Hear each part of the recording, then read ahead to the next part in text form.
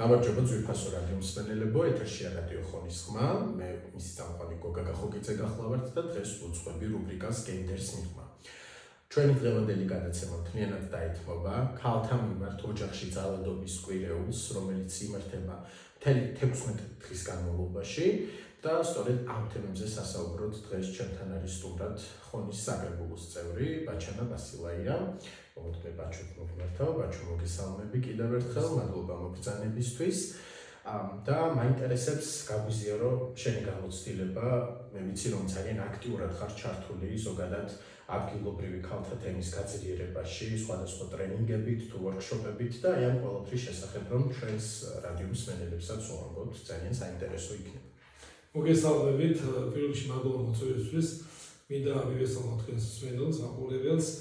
და პირველ რიგში გამოთქვა მგზავრობა და თანხმობა ერთად დაკავშირებით, რომ ძალადობა ზოგადად მოროტება რა თქმა უნდა და კამპანიას, 16 კამპანიას, რომელიც არაერთი წელია უკვე ტარდება საქართველოში, მეც ვერთდები და არაერთხელ ყოფილა მსგავსი ტიპის ჩართულობა ჩვენი როგორც მუნიციპალიტეტის საკრებულოს წევრების თუ თვითმმართველობის მხრიდან. აბსოლუტურად ვმობ ყველანაირ ძალადობას, ეხლა არა მხოლოდ ქალთა მიმართ ძალადობას, ზოგადად ძალადობას და ვფიქრობ, რომ რაც დრო გადის, მკაცდება კანონმდებლობა, იცვლება ადამიანებში ცხოვრების უხედველობა, ნელ-ნელა იცვლება ეს დამოკიდებულება, თუმცა ჯერ კიდევ სამწუხარო სტატისტიკა არსებობს ქვეყანაში ქალთა მკვლელობების მიმართ და მე ვფიქრობ, რომ კიდევ დრო ჭირდება იმას, რომ მეტი განათლებით, მეტი ინფორმირებულობით, მეტი კაცი კანონმდებლობის ფარგლებში მოხდეს ამ საკითხის, ესე რომ ვთქვათ, მინიმუმამდე დაყვანას მსგავსი ფაქტებს. რა თქმა უნდა. აი უშუალოდ შენი საქმიანობის შესახებ რომ გვიამბო, რას ახორციელებს ზოგადად იგივე ხონის სათემო განათლების ცენტრში. მე ვიცი რომ სულ ახლახანს მქონდა რაღაც შეხვედრა უშუალოდ დევნილთა თემის წარმომადგენელ ქალებთან და ამის შესახებაც რომ გვიამბო. კი ბატონო, ძალიან ვრცელი თემაა ზოგადად და ჩემთვის ქალთა გაძლიერების საკითხი მდგომარეობს არა თქვა სოციალურ მოწყობილობაში, დახმარებაში, არა მსგავსში, უფრო მეტად განათლებაში, როგორც ინფორმაციის მიწოდებაში, ესევე თქვათ ახალგაზრდების არაფორმალურ განათლებაში ჩართულობით, რაც გამოხატულია თუნდაც ხონის მუნიციპალიტეტში ძალიან აქტიურად, თუნდაც სათემო განათლების ცენტრის პროექტების ფარგლებში, სხვადასხვა საგანმანათლებლო პროექტები, რომელიც დევნილთა თემში, კულტურის სახლის შენობაში ფუნქციონირებს ის სათემო განათლების ცენტრი საკმაოდ წარმატებულად და ჩვენთვის პრიორიტეტი არის როგორც ზოგადად მამაკაცები, ესევე ქალბატონები, თუმცა განსაკუთრებული როლი ენიჭება ძალიან ბევრ ორგანიზაციასთან თანამშრომლობით ხაზი ესრება ხოლმე ქალთა გაძლიერებას იმ კუთხით, რომ ქალები წარმოადგენდნენ ეკონომიკურ სიძლიერეში, იყვნენ საგანმანათლებლო პროცესებში, განსაკუთრებით პირებშიც და თუნდაც ის სტატისტიკა, რაც ახლა გენდერულ საბჭოზეც იყო ბოლოს თქვათ, ხონის მუნიციპალიტეტში ქალთა და მამაკაცთა წარმომადგენლობითი მდგომარეობა თვითმმართველობაში და საქმეთა რაოდენობაში უტოლდება ერთმანეთს და ხშირ შემთხვევაში ძალიან კარგი ესე ვთქვათ ციფრია გადაწყვეტილების მიღების პოზიციაზეც კი ძალიან კარგია, იყო წლები წინ, როცა ქალბატონები ჩართულებიც კი არიან გადაწყვეტილების მიღების პროცესში და დღეს ამ მხრივ მე ვფიქრობ, რომ მუნიციპალიტეტში თუ ვისაუბრებ, საკმაოდ წინ არის წასული. რაც შეეხება მეორე მხრივ, ესე ვთქვათ, გარდა ინფორმაციულობისა, განათლებისა თუ სხვადასხვა საგანმანათლებლო კურსებისა, ძალიან მნიშვნელოვანია მათი სოციალურ-ეკონომიკური გაძლიერება იმ კომპონენტში, რომ ქალბატონს არ უნდა კონდეს თქვათ საზრუნავი თუ საფიქრი იმაზე, რომ მას არ ექნება მისთვის შესაბამისი განათლება, არ ექნება საბავშვო ბაღში შესაბამისი აღზრდობითი პროცესი, კარგად და მომარებული ინფრასტრუქტურა. ვფიქრობ, რომ სწორედ ამას ესადაგება ეს პროექტები, რომელიც დევნილთა თემში ხორციელდება და მუნიციპალიტეტში ხორციელდება. კი, ეს ძალიან მნიშვნელოვანია, უბრალოდ მსგავსი ტიპის აქტივობები შენც დამეთანხმები მასიურად უნდა იყოს და ეს უნდა მოიცავდეს აბსოლუტურად ყველა ქალს, არ აქვს მნიშვნელობას სოფლად თუ ქალაქად ცხოვრობს, ზოგადად არის ესეთი ტენდენცია, რომ ქალაქში თითქოს ყველაფერი უფრო მეტად ხელმისაწვდომია, მაგრამ აღმოჩნდება ხოლმე, რომ ზუსტად აი ამ წარმოდგენისგან გამო ხშირად ქალაქში მცხოვრებმა ქალებმაც არ იციან ზოგადად იმ აქტივობების შესახებ, რასაც შეიძლება ვთქვათ სხვადასხვა ორგანიზაცია მათ თავაზობდეს, თუნდაც განვითარების არაფორმალური განათლების კუთხით, რომ ისინი განვითარდნენ თუნდაც საკუთარი უფლებების კუთხით მეტი ცოდნა შეიძინონ, რომ უფრო მეტად დაცულობის განცდა ჰქონდეთ და ეს მგონია, რომ აი ზოგადად როდესაც მოიცავს მთლიანად ქვეყანას, მერე უფრო ძირეული ცვლილებები იქნება. თუმცა რა თქმა უნდა ჩვენ თანხმდებით იმაზე რომ პრობლემები არის, პრობლემები რჩება და სამწუხაროდ ყოველდღიური სტატისტიკა ქალების მიმართ ძალადობა არა მარტო ჩვენთან, არამედ მთელს მსოფლიოში. მე მაინტერესებს ზოგადად როგორ ფიქრობ, რა არის განათლების გარდა, რაც უკვე ვახსენეთ, ჩვენ ის მთავარი ბერკეტი, რითიც შეიძლება აღმოიფხვრას ქალების მიმართ ძალადობა და ჩაბმა. და თვითონ აი ამ პროცესში სად დგას უშუალოდ სხვა ქალები, რამდენად მხარდამჭერები არიან ზოგადად ქალები ერთმანეთის ჩვენი შეფასებით საინტერესო რა კვლევებსაც ვიცნობთ სამწუხაროდ ქალები არ არიან ქალებთან მხარდამჭერები, თუნდაც პოლიტიკურ პროცესში და თუმცა ქალი კანდიდატი არსებობს, ქალები არიან სოლიდარული და მხარდამჭერები მის მიმართ, ესეთი არის კვლევები, რასაც გვიჩვენებს. თუმცა ნახეთ, როცა ამბობთ რომ ხელმისაწვდომობის პრობლემა არსებობს, დაგეთანხმებით, მაგრამ მეორე ნაწილი მაგალითად მოგიხსენებათ ბოლოს მუნიციპალიტეტის მერის და ბავშვთა გაყოფილების ხელმძღვანელის მუშაობის შედეგად ხონში გაიხსნა სპეციალური საჭიროების მქონე ბავშვებისთვის ხელმისაწვდომობა გაიზარდა და არ ჰქონდა ქალაქში და სხვა ქალაქში უცებად გადაადგილება. ხო, თუ ჩვენ ჯერ ქალაქის დონეზე მუნიციპალიტეტს არ შემოვიყვანთ, ძნელია ვისაუბროთ სოფლების ხელმისაწვდომას, როდესაც მსგავსი ორგანიზაციები შემოვიდა უკვე და მსგავსი, ესე რომ ვთქვათ, სხვადასხვა სისტემები და სტრუქტურები მუნიციპალიტეტის თანადრომით შეიქმნა, დღეს უკვე ნამდვილად ღირსაუარი, რომ ეხლა სოფლთან ცხოვრებ ადამიანებს ადრე ხელმისაწვდომა მიუხედავად იმისა,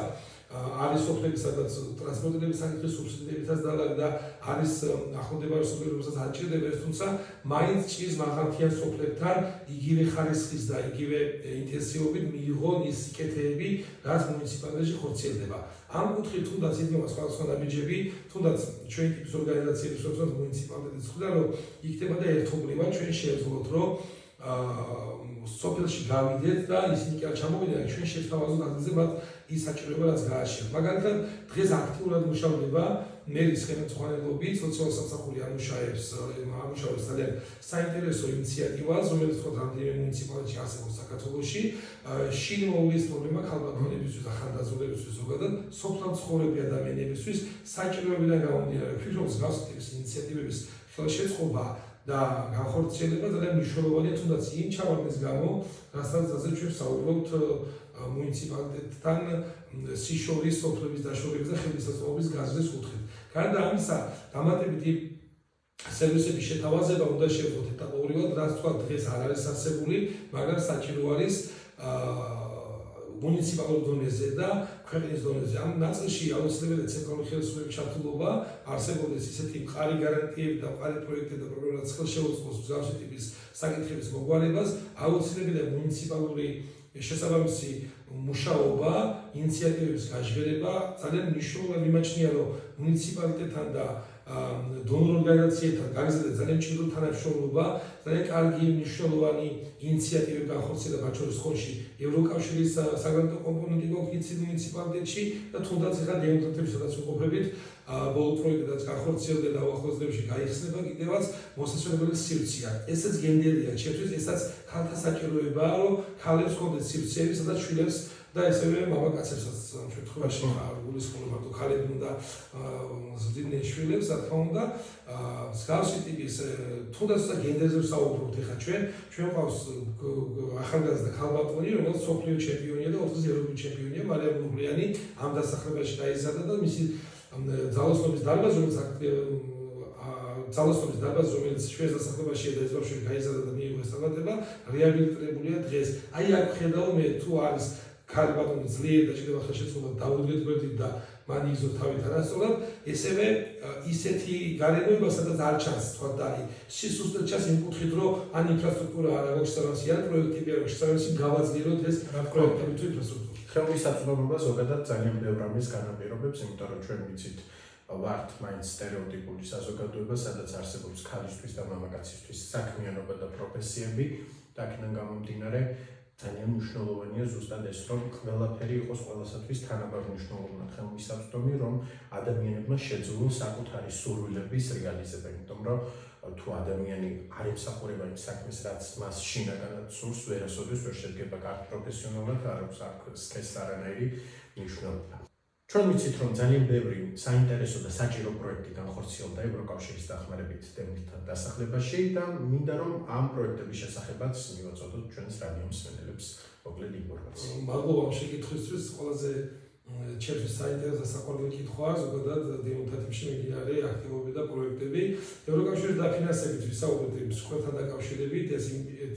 დიდ პროექტში იყო ერთ-ერთი კომპონენტი დევნილთა დასახლებაში 2000 კვადრატზე შეიქმნა სივრცე, სადაც ასე რომ ვთქვათ, როგორც ინფრასტრუქტურულად, ასევე გარემოებრივად ძალიან კარგია. გარდა ამისა, წელს შიდა გზების მოასფალტება განხორციელდა მუნიციპალური ბიუჯეტიდან, რამაც ძალიან კარგი ეფექტი შექმნა დასახლებაში. ძალოსნობის დარბაზი იგივე მუნიციპალური პროექტიდან განხორციელდა და დღეს ჩვენს ბავშვებს ძალოსნობის დარბაზი აქვს უკვე თანამედროვე სტანდარტების და ესე რომ ვთქვათ, დაახლოებულია ყველა საჭიროებასთან, რაც ძალოსნობის განვითარება ჭირდება და ველოდებით კიდევ ძალიან ბევრ ჩემპიონს. რაც შეეხება მიმდინარე პროექტებს, უახლოეს დღეებში დასრულდება მინის საფეხბურთო მოედნის ხალხის საფარის შეცვლა და მისი განათებით სამუშაოების დასრულება, რაც მუნიციპალიტეტის მიერ ძალიან დიდი დამსახურება და მისი მონდომების ესე რომ ვთქვათ, შედეგია. ესევე ტენდერზეა უკვე დევნილთა სააგენტოს მიერ დატენდერებულია 5 კორპუსზე სახურავების შეცვლა. გარდა ამისა, სამეწარმოებლის განვითარება, საგანმანათლებლო პროექტები და სხვა მიმდინარე პროექტები, რომელიც ხორციელდება დასახლებაში, უნარების გაძლიერება თუ ასე შემდეგ, რაც გეგმიურია, ეს წელსაც განხორციელდა, თუმცა 2025 წელი ვფიქრობ კიდევ უფრო მნიშვნელოვანი იქნება. ჩვენ როცა ვსაუბრობთ წარმატებაზე, ესე გამოწვევებზე მინდა ვახსენო რამდენიმე სიტყვა. სანიაღვრე არხების თემა მოგეხსენებათ, აქტუალური არის ზოგადად მუნიციპალიტეტში და ეხლა ხორციელდება უკვე ტენდერზე ეს მუნიციპალიტეტში ხორციელდება ცენტრალურ-სანიტარული არხების მოწყობა და გაფართოება და აგრძელების ეტაპი, სადაც მომდევნო წლებში ჩვენ ვიწყებთ მუშაობას, რომ დევნილთა დასახლებაშიც მსგავსი ტიპის პროექტი განხორციელდეს, რომ სანიტარული არხების მოწესრიგება უზრუნველყოს საცხოვრებლების გაუმჯობესება, სკოლის ინფრასტრუქტურული საკითხიდან ძალიან ისე აქტიურად და ამ საკითხშიც ვფიქრობ, რომ დადებითად იქნება გადაწყვეტილება მიღებული და 2025 წელი იქნება გადაწყვეტილი მიმართულებით, ფასადების პრობლემები ადგილზე და სხვა ძალიან მსვლელი პრობლემები. რაც შეეხება ეგრეთ წოდებულ წლების პრობლემას, რომ გრევადი შენობებია უკვე თავდაცვის სამინისტრო თქვათ ახლავს გადმოცემაზე, ეკონომიკა მოუწევს მუნიციპალიტეტს გადმოცემს, ეს მუნიციპალიტეტის მოთხოვნით განხორციელდა და კიდევ ძალიან მნიშვნელოვანი ამბავი, რაც არის მუნიციპალიტეტში ჩვენს დასახლებაში მაცხოვრებელი არადევნილი მოსახლეობა 70 ოჯახამდე, რომელსაც საცხოვრებელი ფართები ჰქონდა და დაიწყო მის დაკავება თავდაცვის სამინისტროსთან თანამშრომლობით და უკვე 30-მდე ოჯახს დაუყოვნებდა და ეს 30 წლიანი ნაწილი ამ ხალხს აუხდა და მინდა მე ყველა იმ აქტორს ამ პროექტებში თუ საქმიანობაში, ვინ ჩვენ ხელს გვიწყობს ამ თემში და დასახლებაში, მადლობა უთხრობთ თვითმმართველობას, ცენტრალურ ხელისუფლებას და მინდა აუცილებლად იმ დონორებს, ევროკავშირს და ყველა იმ დონორს, რომლის დახმარება რო არა, ნამდვილად ვერ ვიქნებოდით ისეთი წარმატებული და ძველი როგორც დღეს ვართ. დიდი მადლობა თქვენ სამწუხაროდ კი მადლობა ბაჭო, ძალიან საინტერესო და მნიშვნელოვანი ინფორმაცია მივაწოდეთ ჩვენ ახლა ჩვენს რადიო მსმენელებს, როგორც დევნილთა დასახლებაში, ასევე ზოგადად მუნიციპალიტეტში მიმდინარე თუ უკვე შესრულებულ პროექტებთან დაკავშირებით და საბოლოო ჯამში მაინც ვთანხმდებით იმაზე, რომ ეს ყველა სასიკეთო ცვლილება, რაც შეიძლება განხორციელდეს ამ თქვათ განხორციელებულ აქამდე, თანაბარ მნიშვნელოვნად შეეხება როგორც ქალების, ასევე მამაკაცების განვითარებას და ჩვენ ვიცით, რომ სადაც არის განვითარება, სადაც არის მაღალი ეკონომიკა, ბედნიერების ინდექსი მაღალი, იქ ძალადობის შემთხვევებიც არის ნაკლები და რასაკვირველია, ესეც იქნება ერთ-ერთი ფაქტორი, რომ ჩვენს ქვეყანაში შემცირდება ქალთა მიმართ ძალადობა, ამას ვიმედოვნებ. ძალიან დიდი მადლობა თქვენ სტუმრობისთვის. ძვირფასო რადიო მსმენელებო, დღეს ამ თემშვიდობებით ჩვენი სტუმარი იყო ხონის საკრებულოს წარმომადგენელი გაჩენა ბასილაია. მადლობთ მომავალ შეხვედრამდე.